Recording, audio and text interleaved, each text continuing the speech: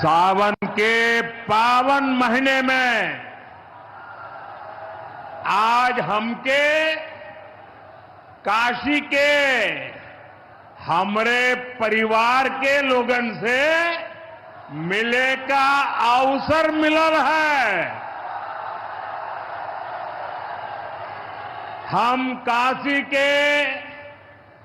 हर परिवारजन के प्रणाम करत है। यूपी के मुख्यमंत्री योगी आदित्यनाथ जी, डिप्टी सीएम केशव प्रसाद मौर्य जी, ब्रजेश पाठक जी, पटना से हमारे साथ जुड़े कृषि मंत्री शिवराज सिंह चौहान जी, देश के अलग अलग हिस्सों में जुड़े हुए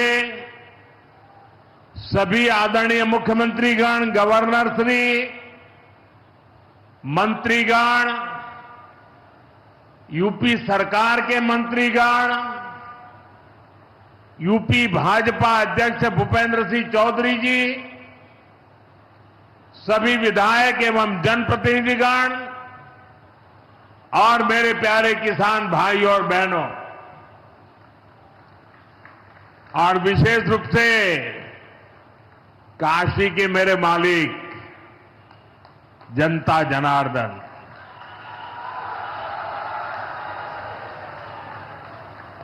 आज हम काशी से देश भर के लाखों किसानों से जुड़े हुए हैं। सावन का महीना हो, काशी जैसा पवित्र स्थान हो और देश के किसानों के साथ जुड़ने का अवसर हो, इससे बड़ा सौभाग्य क्या हो सकता है।